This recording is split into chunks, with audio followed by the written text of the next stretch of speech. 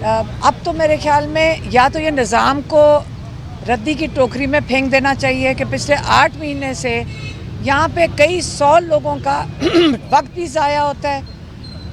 इन्होंने अब 2 अलहदा कर दिए FIRों के मुताबिक, 2 कोर्ट्स में चली गई हैं और अब इन्होंने फैसला किया तंग करने का एक और तरीका ढूंढ लिया है। पहले जज साहब बैठते नहीं हैं, फिर वो अंदर एक सैफुल मलूक साहब अंदर बैठे हुए हैं अपने गार्ड्स, और पता नहीं अंदर जज के साथ भी उनको गार्ड्स की ज़रूरत है। हमारे कोई कई 100 लोग बाहर खड़े हैं और उनके लिए यहाँ पे लगता है VIP सेंटर उन्हीं के हैं। ये पूरा निज़ाम रद्दी की टोकरी में फेंक देना चाहिए जिस किस्म का निज़ाम इंसाफ दिया जा रहा है। जो देने वाले हैं उनको भी थोड़ी सी शर्म आनी चाहिए कि आप लोगों का तमाशा बना रहे हैं, ना आप हियरिंग करते हैं, ना आप ये केस चलाते हैं। अब ये सिर्फ बेल हियरिंग हो रही है। बेल के लिए कई 100 लोगों का दूसरे शहरों से लोग आ रहे हैं, उनका वक्त ज़ाया करने के लिए तमाशा बना रहे हैं। ये हम लोगों को क्या भेड़ बकरियां समझ रहे हैं? हम लोग इनके लिए एक तमाशा हैं। और ख़वातीन आई हुई हैं, व्हील चेयर पर लोग आए हुए हैं, इनका तमाशा बनाया जा रहा है। ये कब तक हम ये सिस्टम को हम बर्दाश्त करेंगे? मैं क्या, हमें सारा निज़ाम जो है ना, इसको अपने आप के ऊपर शर्मिंदगी होनी चाहिए, उनको अपने आप को इस्लाह की तरफ लेके जाना चाहिए। और अब ख़वातीन और मर्दों की अलग अलग डेट्स दे दी हैं इन्होंने, ताकि कई यहाँ पे मियाँ बीवी भी आ रहे हैं ताकि वो अच्छी तरह सारा दिन इनकी खिदमत में हाजिर हों और बेल कंफर्म नहीं होएगी। ये मैंने कहा आपको बता दूं आज का। अच्छा मैडम, आप कल FIA पेश हुई हैं, FIA में क्या तहकीकात हुई, क्या आपके ऊपर इल्ज़ामात हैं?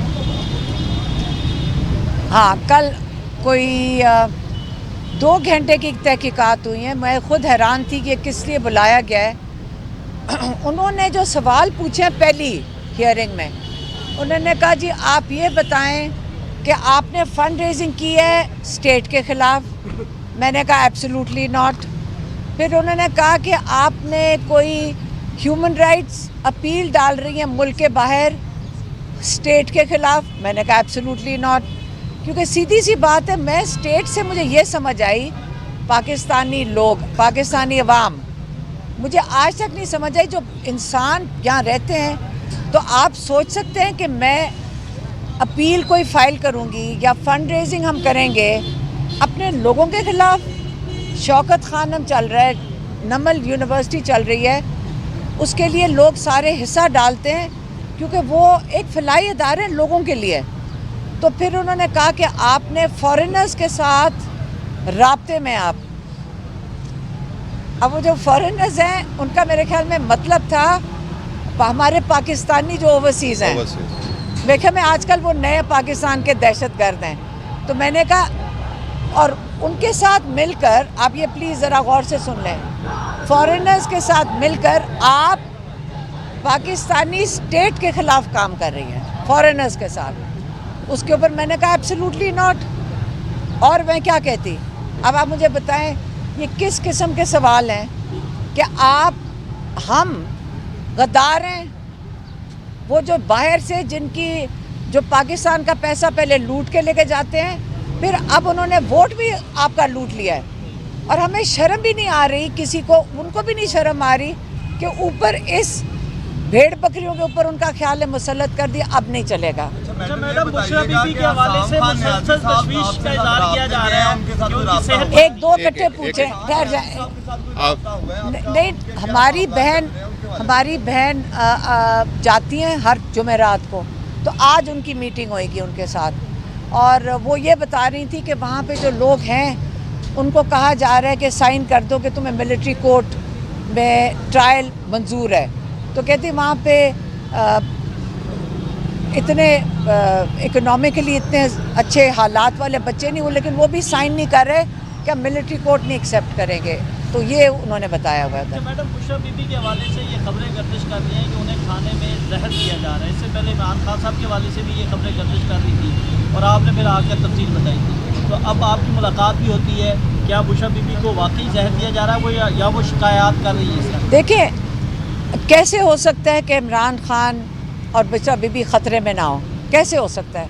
ख़तरा तो है, और इसीलिए हमने डॉक्टर उज़मा मेरी बहन ने अपील वो डाली है, पिटिशन डाली है हाई कोर्ट में कि हमारे मौलवी डॉक्टर आसिम यूसुफ जो गैस्ट्रोंटोलॉजिस्ट हैं वो पहले इनको चेक करें, बुशरा बीबी की अगर कंप्लेन है, क्यों हम उनको एक हफ़्ता पहले जुमेरात को मिले थे। आज हमारी मुलाकात थी और माशाल्लाह उसी दिन यहाँ हमें कोर्ट में बुला लेते हैं। अगर आज कोर्ट में ना होते तो आज हमारी 12 बजे उनके साथ मुलाकात थी। आज लॉयर मिल रहे हैं, लॉयर उनको मिलेंगे और वो जो पिटिशन लगी हुई है डॉक्टर आसिम यूसुफ की, अब कोर्ट अगर सुन ले और इजाज़त दे दे तो हम चाहते हैं सिर्फ बुशरा बीबी ने, इमरान खान दोनों की वो डॉक्टर आसिम यूसुफ खुद आकर बाहर उनको मिल के स्टेटमेंट दे और अगर ज़रूरत पड़े चेकअप की, वो चेकअप भी डॉक्टर आसिम यूसुफ की सुपरविजन में होगा।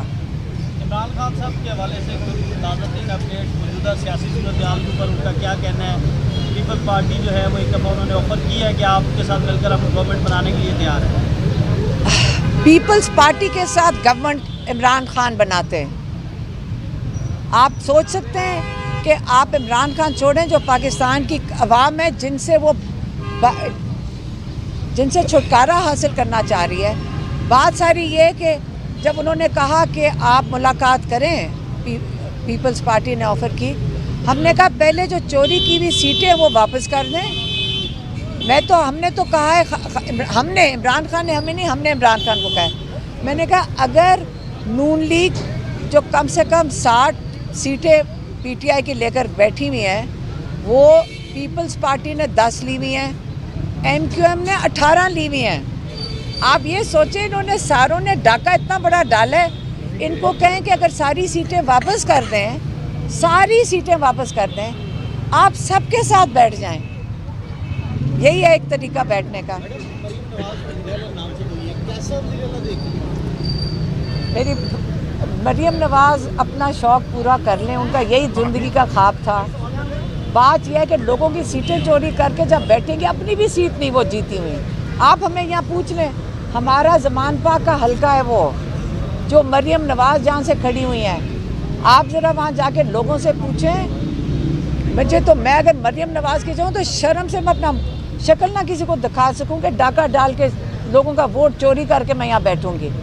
इतना शौक़ और जुनून है कि शर्मिंदगी भी इनकी ख़त्म हो गई है। मैडम एक आखिरी सवाल है, लास्ट सवाल आपसे। मुल्क इस टाइम ये मुतहम्मल नहीं है, अवाम परेशान है।